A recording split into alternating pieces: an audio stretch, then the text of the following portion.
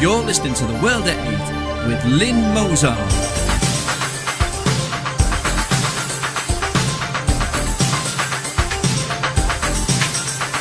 The World at 8, the number one in nationalist news. Highlights of the news today, Friday the 22nd of November 2013. Ex-UKIP leader Lord Pearson warns of Islamist threat. Britain, Europe's fastest growing country. Britain doing his duty by fighting for group linked to Al-Qaeda in Syria. Lampedusa tragedy survivors flee Rome for countries with generous benefits. Greece, man wants to sell his kidney for money. Italy, ex-wife loses alimony over shopping addiction. Nick Griffin, MEP from the belly of the beast. Mission is over, Europe in shock as Ukraine kills integration plan. Colorado store makes history as first to offer recreational marijuana in the US. Trees sown with particles of gold excite Australia's mining industry. Thought for the day, a busy bee, busy bee, or am I? And finally, a naked lunch. Before I start the news today, I'd like to remind all of you out there that there is a special trip to Strasbourg on the 11th to the 13th of December. This trip is part subsidised by the European Parliament, so all you will need is spending money, food money, and to cover the cost of one night in a hotel. Those who are interested should visit the BNP website and view the following article: http://www.bnp.org.uk/news/news/European-trip-Strasbourg-1. The coach will start its journey south from Newcastle. This will be in the middle of the night start. We envisage leaving Nuneaton at 9 AM on the 11th. Also, a tip for us in the south on pick-up times from HQ is the coach will be crossing the channel around lunchtime, so pick-ups for the south will be a distance away, M25 east side of London, but at a sociable time of day, unlike the NE attendees with a very early collection. It looks good to me and a great way to start Christmas, as there's plenty of free time planned for this trip too, with the afternoon of the 12th being your personal time to visit the Strasbourg Christmas market with a fully paid up lunch afterwards. Come on, you know it makes sense. UK news. Ex-UKIP leader Lord Pearson warns of Islamist threat. UK Muslim communities are home to thousands of potential homegrown terrorists, former UK Independence Party leader Lord Pearson has warned. Such people hate us with a frightening religious fervour, he said during a parliamentary debate on Islam. Sharia law was running de facto in our land and calls for violence were not simply coming from a few extremists. But Faith Minister Baroness Warsi said Lord Pearson was either ignorant or attempting to distort views of Islam. Lord Pearson, who led UKIP from 2009 to 2010, called a special Westminster debate on Islam. He mentioned the 7th of July 2005 London bombings and the killing of drummer Lee Rigby earlier this year, adding, "We see large and growing Muslim communities which are set against integration with the rest of us. We see thousands of homegrown potential terrorists." He went on, "We see Sharia law running de facto in our land and we see a birth rate which is several times ours. What baffles me completely is that when we do speak against these things, when we dare to say that they come from within Islam, we are told that we are the guilty ones, that it's us who are stirring up hate." He said, but the hate lies in the heart of the Islamist. We can only stir it up because it is already there, red hot and seething against us. These people hate us with frightening religious fervour and we are right to fear them. What a sensible man. Britain, Europe's fastest growing country. The British population rose by 400,000 in just 1 year. More than 1/3 of the increase, or almost 150,000 people, was down to immigration. The remainder of that is that there were 243,900 more live births than deaths. The number of people in Britain went up more last year than in any other European country. The figures bring UK's total population to 63,888,000. The number of live births in Britain was 813,000 in 2012, the second highest number in Europe and only beaten by France, where 822,000 babies were born. This very high birth rate does much account for the population growth, which is almost 3 times the EU average. By comparison, in Germany the number of people dying in 2012 outnumbered the births by almost 200,000. Britain doing his duty by fighting for group linked to Al-Qaeda in Syria. A British man in Syria has told the BBC why he's fighting for a group linked to Al-Qaeda. Iftekhar Shaman, 23, from South Sea, Hampshire, told Newsnight the Islamic State in Iraq and the Levant was engaged in a jihad to establish a state based on Islamic religious law. He said it was his duty because Muslims were being slaughtered. Mr Jaman, whose family came from Bangladesh, is believed to have left the UK in spring of this year. His exact location inside Syria is unclear. Newsnight managed to speak to him via an internet video call with the help of his brother in the UK. "I am ISIS. This is the group I am with. We are trying to establish the law of God, the law of Allah," he said. "This is the duty on me. All these people are suffering. Muslims are being slaughtered." Mr Jaman's brother, Muskateem, said his family understood the reasons for joining the jihad, a holy war or struggle to establish a caliphate, a state based on Sharia Islamic religious law in Syria. He said if he dies in his cause, then he's not died in vain, has he? He's doing a good deed.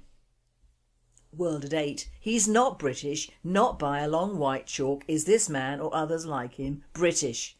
They may be British born, but you can be born in a stable and not a horse, as we Christians know. When are the media going to report them for what they really are? British born men of Pakistani or whatever parents, nothing more and nothing less. And incidentally, the only people killing Muslims in Syria are other Muslims. European news. Lampedusa tragedy survivors flee Rome for countries with generous benefits. More than half the survivors of the Lampedusa shipwreck have fled Italy for northern Europe, a day after being transferred to the mainland. The 89 migrants, including one woman, all from Eritrea, have been provided with accommodation in Rome where they could stay for 6 months after their horrific ordeal. But just 24 hours after they arrived in the Italian capital, they all vanished without a trace, according to the city's social services department. Under EU rules, migrants are not allowed to move away from the country of arrival. But in practice, many sneak across the border into Germany or France and onwards to the UK or Scandinavia, where benefits are generous. Some 20% of those arriving by boat in Italy settle in Britain, investigators say. More than 330 North Africans, including many women and children, perished after their boat caught fire half a mile off the coast of Lampedusa. After the tragic shipwreck, the survivors were accommodated on the island or in Sicily. But once they had recovered from their ordeal, the group of young Eritreans were offered a home at the Teresa Gerini Institute, a welcome centre in Rome for those awaiting confirmation of their refugee status. Each was promised €35 a day for basic living expenses, but a day later the centre was deserted, with the new arrivals thought to have headed to join family in the UK or Germany. World at 8. As we all thought all along, these poor people are just on the take, aren't they? Like all of them. We really must wake up in the Border Control Department, mustn't we? Mind you, most of their staff are probably boat people. Greece. Man wants to sell his kidney for money. A Greek father, driven by desperation, wrote the following note on the bulletin board of the General Hospital in Heraklion on Crete Island. "I want to sell my kidney so my children can survive." The man from Heraklion, as a Greek reporter writes, has been unemployed for 2.5 years and is straining to find money to pay for basic necessities. The local news website Iraklio Live came in contact with the man, who was volunteering to sell his kidney for his children. It was rather a difficult and emotionally charged exchange, since the man stated from the beginning that he didn't wish to be under a spotlight. Without divulging any information that would reveal his identity, he said that his life took a downturn 2.5 years ago when he became unemployed. As he stated, until then he had lived a very good life economically. For the last 2.5 years he has been actually looking for any kind of job, but with no result. Today he remains unemployed. "We sold everything, furniture, electrical appliances and whatever else we had at home. There's nothing left. We cannot live like this. That's why I want to sell my kidney. For me this is nothing. I can live with just one kidney. I would sell my own head if someone would buy it. I live for my children but cannot offer them the basic necessities. I would die for them but cannot offer them anything more." Right before he hung up the phone, the man said, "I don't want any publicity. I just want someone to buy my kidney." World at 8. If I had the money I would send him some, poor bugger. No weeping and wailing over good men like this as compared to the renting of clothes over the Africans on Lampedusa. Come cruel storms and blast that part of the Mediterranean. Italy. Ex-wife loses alimony over shopping addiction. A ruling by Italy's highest court has denied a woman from Pisa the right to financial support from her ex-husband. The reason? Her compulsive shopping was a breach of the marital contract and considered to be on a par with adultery. Beware shoppers. Belly of the beast. I can now hand you over to Nick Griffin, MEP, who talks today about the Lee Rigby demo and the new EU Nationalist Alliance, amongst other things. My old friend and comrade Simon Darby and I are used to some pretty shocking proposals coming up in votes in the European Parliament, but one block this week stunned even us. The offending item was the Regner report on eliminating gender inequality in commercial companies. It was delivered in the Parliament's Women's Committee, properly spelt WIMMINS, so as to avoid having to use the dreaded MEN word. Some commentators refer to this body of hideous socialist dykes and cowardly right-on conservatives, the emphasis is on con, by the way, rather than conserving, as feminazi. But while the word does hint at the jackbooting totalitarianism of those involved, it also rather distracts attention from the reality of the Marxist origins of the man-hating feminist movement. German it may be, at least in the sense of originating there geographically, but this poison comes not from the parade grounds at Nuremberg, but rather from the University of Frankfurt, where a gang of Trotskyite culture distorters first hatched their evil plan to subvert and destroy Western society by relentless criticism, the glorification of filth, mass immigration, and the creation of a rainbow coalition of the bad, the mad, and the ugly. You probably already know all about this assault on our civilization, but if by chance this is new to you, Google Frankfurt School as you listen to the rest of this broadcast, and all sorts of things will suddenly fall into place.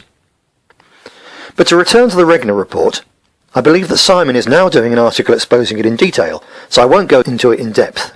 Just to whet your appetite, though, and to sound the alarm, I can tell you that the lunatics running the Euro Asylum have just voted to seize for their bureaucrat masters the powers to close down companies that fail to meet the gender quotas they will set. Thus, in one foul swoop, they both discriminate against men and stamp all over the legitimate property rights and freedoms of the businesses whose taxes help pay to keep the whole rotten Euro show on the road, whom the gods would destroy. There's a fair bit of coverage in the internal parliamentary press this week of the moves by Marine Le Pen to form a pan-European alliance with various other nationalists and pseudo-nationalists. Quite possibly, the BNP could have joined this, but only at the cost of abandoning our comrades in parties such as Hungary's Jobbik, which Ms Le Pen condemns as extreme and anti-Semitic. As a matter of fact, Jobbik has a number of Jewish members, but because it dares to criticise the Jewish fascism, commonly referred to as Zionism, and to oppose the globalist looting of Hungary, the party is beyond the pale. So I decline to get involved in negotiations, and am happy to be in the alliance of genuine nationalists, rather than the Marines' neutered variety. The more so because the kingpin of her scheme is the Dutch liberal Geert Wilders. There is no doubt that Wilders is a brave man, whose criticism of Islam means that he has to go everywhere with police protection. But unfortunately, he is not a nationalist. Rather, he's a committed globalist and internationalist, an advocate of free trade and privatisation, a creature, in other words, of the global capitalist elite. Apart from Margaret Thatcher, his great hero is Ariel Sharon, the Zionist butcher of Beirut.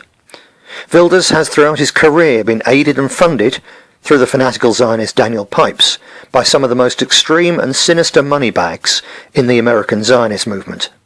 The ones to whom Zionism means using the proceeds of crime or corporate looting to pay other Jews to go and settle on stolen Palestinian land, and who bribe and bully Western politicians to allow them to do so, despite the fact that such activities are Al-Qaeda's best recruiting sergeants. So we won't be having anything to do with the new Le Pen Wilders Zionist access, because we're staying with the real nationalists. I got to Strasbourg quite late on Monday, having made a mad dash from a highly successful and inspirational demonstration outside London's Old Bailey for the start of the trial of the two Islamist monsters accused of the brutal murder of drummer Lee Rigby. It really was quite some event. Ex-servicemen with berets and chests full of medals, pretty girls, determined pensioners, teenage activists, self-employed builders taking a day off work, all BNP comrades standing together. The aim? To speak out for the silent majority by demanding the return of the death penalty for terrorists and child murderers. The result? Brilliant pictures from a confident, united BNP demonstration dominating online media coverage of the start of the trial. The demonstration was called by the British Veterans Group, run by long-standing BNP activist Pete Malloy. A great build-up campaign by BNP head office staff produced a big turnout for a Monday morning in Cameron's austerity UK. All present were determined to honour the memory of brave drummer Rigby and to draw attention to the growing threat posed by the Islamisation of Britain. The demonstration dwarfed that of the collapsed official EDL, marking the decisive return of the British National Party to the undisputed leadership of Britain's nationalist and patriotic street protest movement. We're happy to work with groups such as the Infidels and other anti-Zionist splinters from the EDL. Nationalist unity works, and it's happening, under the banner of the BNP. Those who wrote us off back in 2011 have already had to admit that our finances are back in great shape. Now our enemies are watching in dismay as we develop also the ability and confidence to mobilise great-looking teams on the ground. Whose streets? Our streets. The demonstration won worldwide TV and press coverage, except in Britain, where the national press and broadcast media ignored our presence and indeed played down the start of the trial to near vanishing point. Very many people, not just us, saw and pointed out the massive contrast between the lamestream media's hushing up of the start of the Lee Rigby murder trial and their hysterical hyping up of the two trials of the young white men accused of the murder of St Stephen of Eltham. This is an injustice that is completely unacceptable, and so, as I hope you now expect, the BNP is both refusing to accept it and doing something about it. So we've unleashed our online activist army to flood the email boxes and jam the switchboards of the main papers and broadcasters. And we're also targeting the comment sections of online newspapers. Newspaper editors particularly are very sensitive to what their readers think, because they have to sell papers as well as lies. How much punch does our online army pack?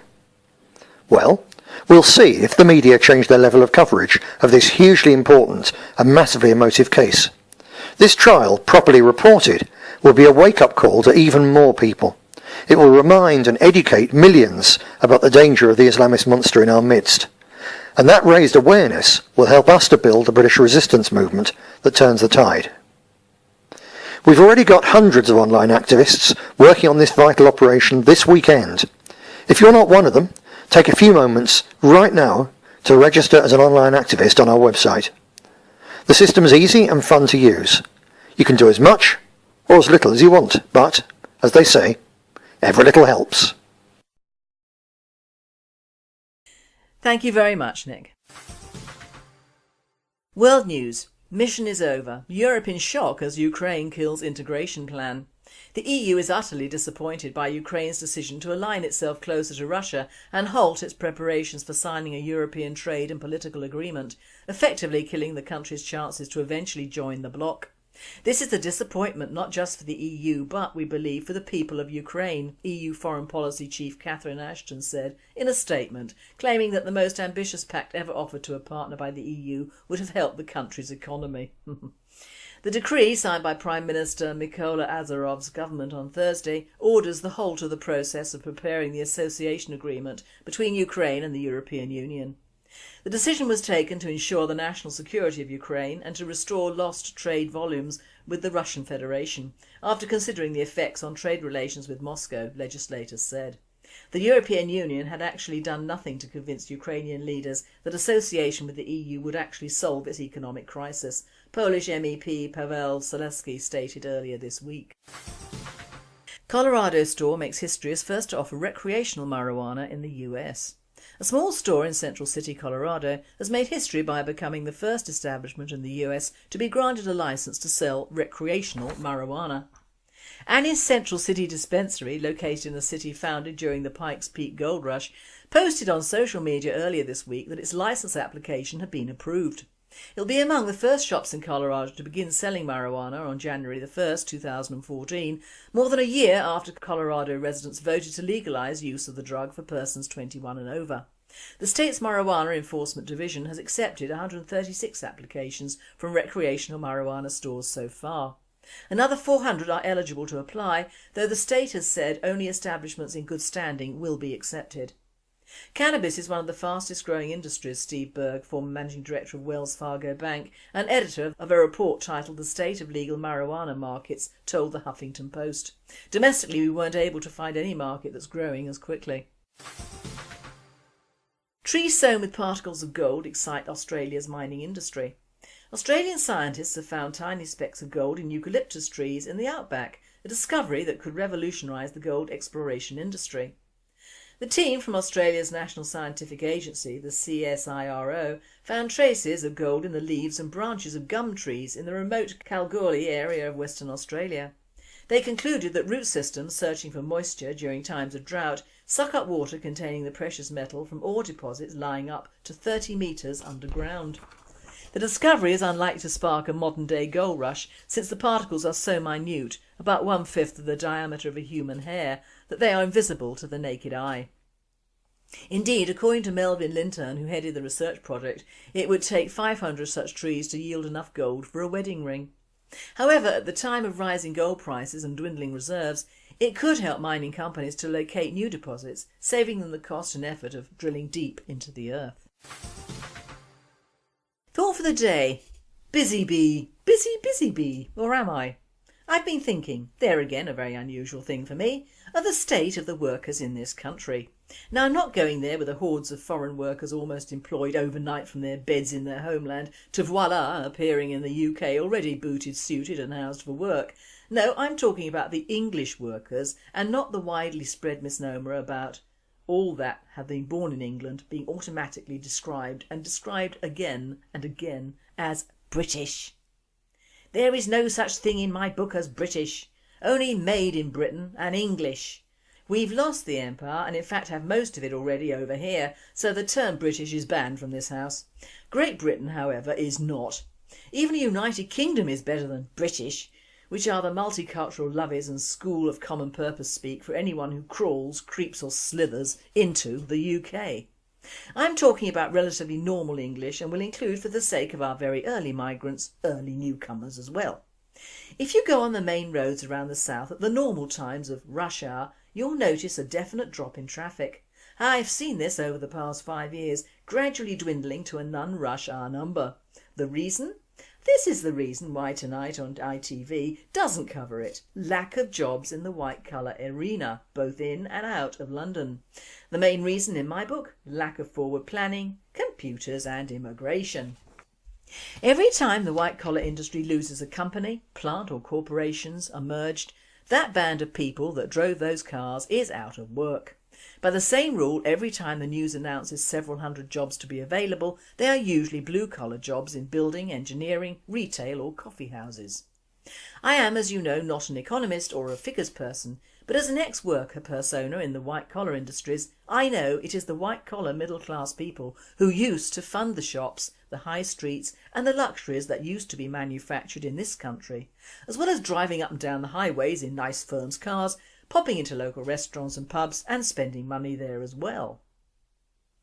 It might have been expense account spending, but it got the wheels turning in the 70s and 80s that are certainly not turning now.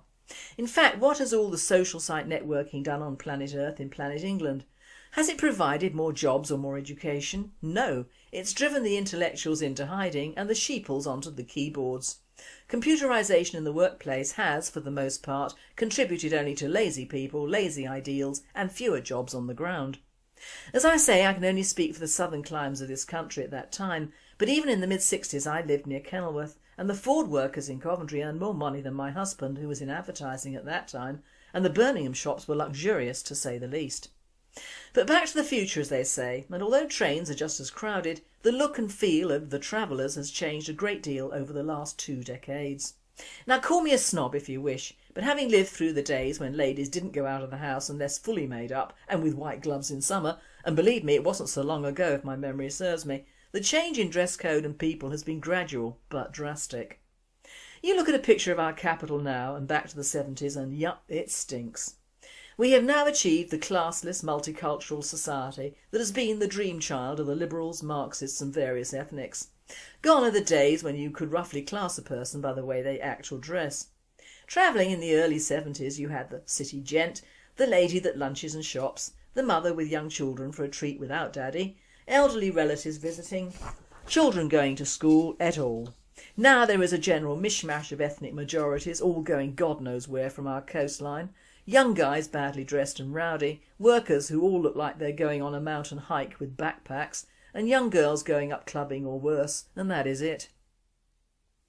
No longer wonder what to wear when travelling, and this ethos transfers itself to airports as well.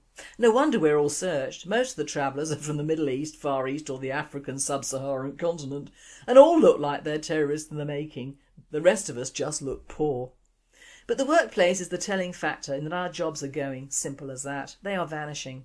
Take our little local library, employed around 5 women. Now with the advent of self-service, there is one on duty. The white-collar jobs are being replaced by computers, as were our industries 30 years ago. It has come full circle, and I predict it will come another circle in the future. Why? Because it's impossible to allow birth rates to increase from the ethnic sections of a country, cut back jobs, close certain job sections completely, open another sector mainly not for indigenous workers, undereducate your own youth or propagandise them, and then if necessary replace them with machines, and you have an Orwellian future together with a virtually fault-free genocidal programme, all in the names of multiculturalism and progress. If we're brutal about it, the only jobs left for the English are the jobs that are also open to foreigners, and the foreigners will get them. Not because we English are too uppity to do them, but because we won't know about them, or they will be for multiple language speakers only. It is also the class of jobs that are available: coffee baristas, ethnics; care workers, ethnics; field workers, ethnics; slave traffickers and prostitution, ethnics; garden and road workers, ethnics. Now up a couple of rungs: medical doctors and specialists, usually ethnics; nurses, ethnics; computer types, usually ethnics; police, usually promoting ethnics; general office workers, mixed, but if civil service they promote ethnics; art and graphics, jobs for the boys; journalism likewise; MPs, MEPs, councillors, mixed, but in certain areas veering towards ethnics; large corporate giants, anything but anything that can get money into it; shops and garage owners, ethnics. As for being white, over the hill and out of work, there are the options of cutting your throat, being a nuisance to relatives who will all avoid you, take a job on the till at your local supermarket, be a local GP's receptionist and be thoroughly depressed at the end of the day, or simply go to a local mall, create havoc with a make-believe bomb and end up in a prison cell, very well looked after thank you, with all the human rights you didn't have when out of prison and paying your taxes. And looking at an email I was sent today, we only have apparently ourselves to blame. 3 hours out of every day we work, the rest of the time is spent thus. A recent study of 2,000 office workers reveals a shocking fact. The average British worker carries out real, actual work for only 3 hours a day and spends the rest of the time being distracted by chat, gossip, technology and social media. Some will read this news and say 3 hours as much as that.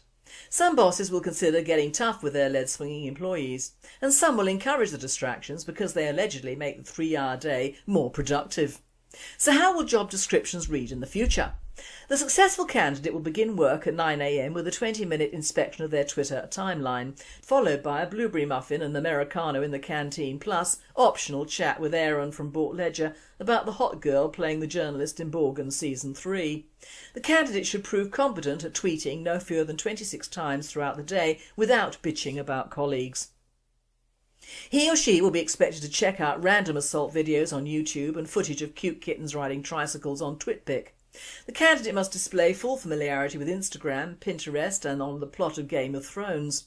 He or she may also like to get some work done between 10:45 AM and 11:20 AM.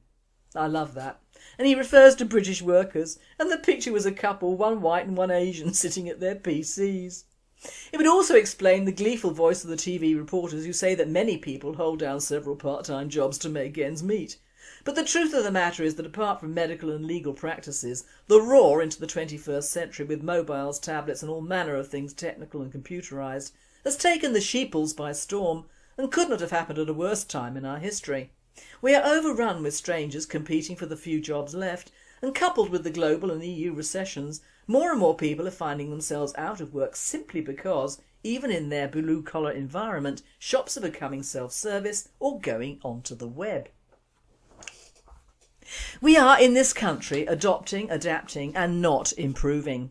We have always been an island and we are still in our minds just that, whilst various governments and authorities are making us into just another franche on the map, just another bolt hole for migrants and just another episode in trying to rearrange a culture through change. Not all changes are progress and we are proof positive of that.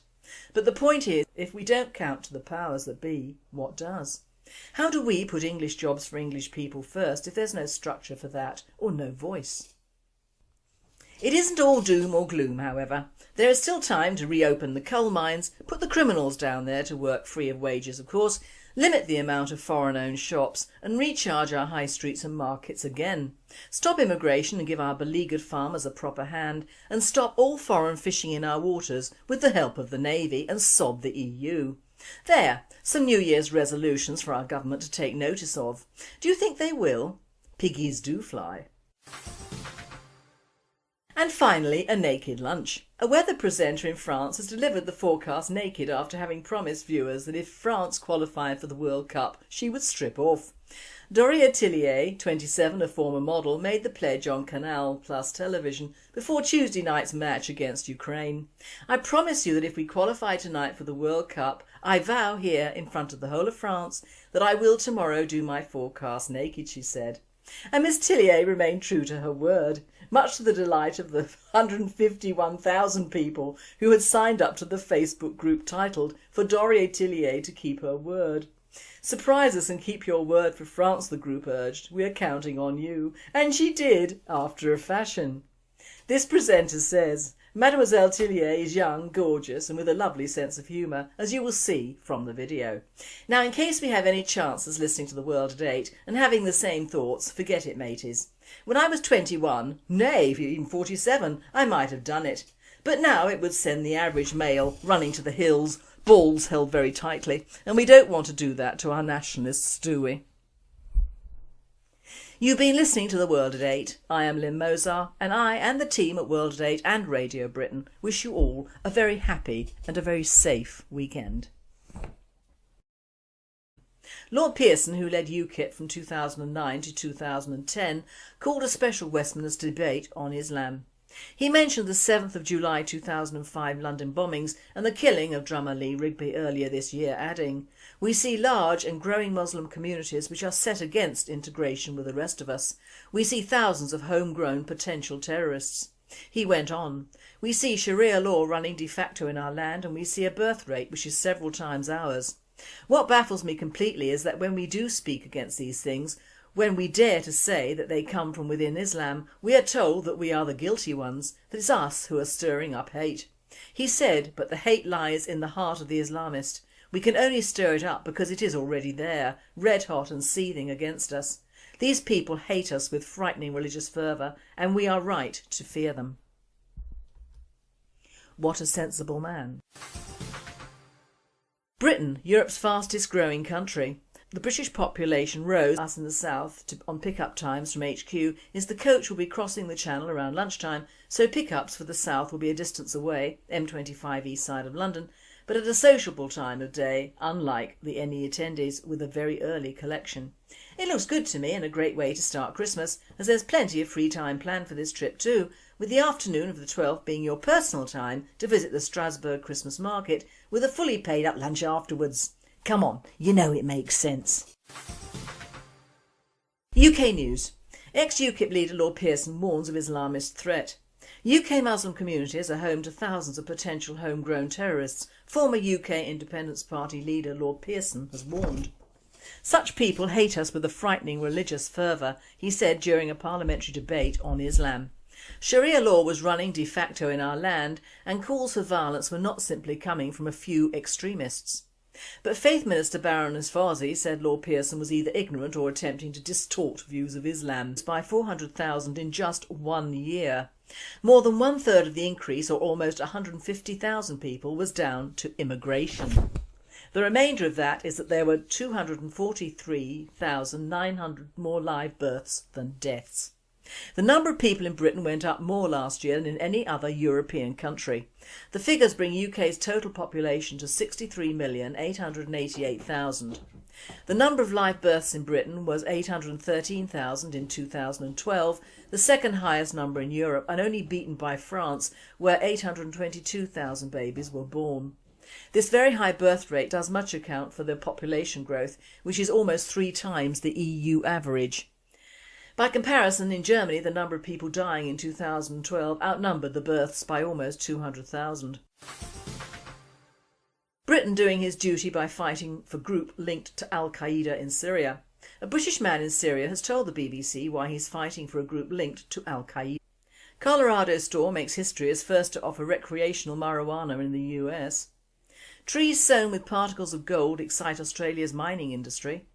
Thought for the day, a busy bee, busy bee, or am I? And finally, a naked lunch. Before I start the news today, I'd like to remind all of you out there that there is a special trip to Strasbourg on the 11th to the 13th of December. This trip is part subsidised by the European Parliament, so all you will need is spending money, food money, and to cover the cost of one night in a hotel. Those who are interested should visit the BNP website and view the following article: http://www.bnp.org.uk/news/European-trip-Strasbourg-1. The coach will start its journey south from Newcastle. This will be in the middle of a night start. We envisage leaving Nuneaton at 9 AM on the 11th. Also, a tip for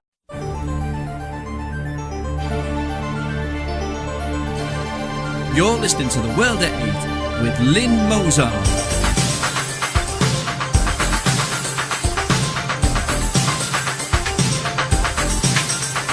The World at 8, the number one in nationalist news. highlights of the news today, Friday the 22nd of November 2013. Ex-UKIP leader Lord Pearson warns of Islamist threat. Britain, Europe's fastest growing country.